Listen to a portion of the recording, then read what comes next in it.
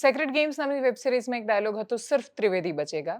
ભારતીય રાજનીતિમાં one nation one ઇલેક્શનની ચર્ચા આખો દેશ કરી રહ્યો હતો. રાજનીતિના સમાચાર કહી રહ્યા છે કે આ દેશ જઈ રહ્યો છે, શું આ દેશ જઈ રહ્યો છે વન નેશન વન પાર્ટી બાજુ?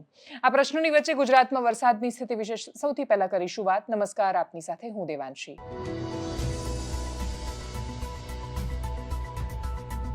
વરસાદ કહી રહ્યો છે કે ચોમાસું તો ક્યાંય આસપાસ નથી. જે સિસ્ટમ બની હતી અને જે અપેક્ષા સાથે આગળ વધવી જોઈતી હતી એ રીતે વધી નથી. બહુ ખરાબ સ્થિતિમાં પણ નથી, કેમ કે લાંબો સમય થયો નથી અને હવામાન વિભાગનું માનવું છે કે આવનારા સમયમાં એને અનુકૂળ સંજોગો મળતાની સાથે જે વરસાદની સિસ્ટમ આગળ વધી જવાની છે, ચોમાસું આગળ વધશે, મુંબઈમાં આવશે ને એના પછી અઠવાડિયામાં ગુજરાતમાં આવી જશે. ક્યારે આવી શકે છે? સંભવતઃ 23 જૂન 26 જૂન એની આજુબાજુ ઓલ ઓવર ચોમાસું કેવું રહી શકે છે, આ વિષય પર સાંભળીએ હવામાન નિષ્ણાંત અંબાલાલ કાકાને. વર્ષોથી આગાહી કરે છે અને ગુજરાતનું ગૌરવ, અને કોઈ પણ વ્યક્તિ આંખ બંધ કરીને એવું કહી શકે, કેમ કે જેન્ઝીથી માંડીને દરેક માણસ અંબાલાલ કાકાને ઓળખે છે અને કોઈ જ એ પ્રકારના વિશેષ અભ્યાસ વગર વર્ષોથી આગાહી કરતો એક માણસ કે જેમની આગાહીઓ મોટા ભાગના સંજોગોમાં સાચી નીકળી છે, એવા અંબાલાલ કાકાને સાંભળીએ અને એકદમ સંક્ષિપ્તમાં પરેશભાઈ ગોસ્વામીને પણ સાંભળીએ. તારીખ 20 સુધીમાં પ્રી મોન્સૂન એક્ટિવિટીનો વરસાદ થવાની શક્યતા છે.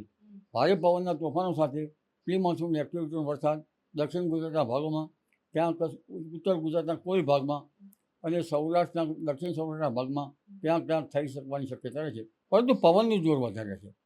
કાચા મકાનના સાપડા ઉડી જાય એવું પવનનું જોર રહેશે અને ધીરે ધીરે ભેજનું પ્રમાણ વધશે.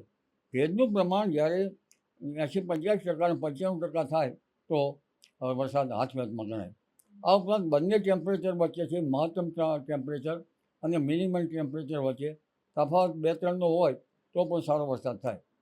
અને અન્ય બાબતો જોઈએ તો હવે ચોમાસું ધીરે ધીરે 23 જૂનથી 26 જૂનમાં આદ્રા નક્ષત્રમાં આવવાની શક્યતા રહે છે. આદ્રા અને મેઘપાદ્રા. આ વખતે મોકળ તો વરસાદનું હતું, કારણ કે આ વખતે વરસાદના ગર્ભ જે છે બરાબર બન્યા નથી. વરસાદના ગર્ભ બને તો 6.5 મહિને સાવન નક્ષત્રમાં વરસાદ આવે.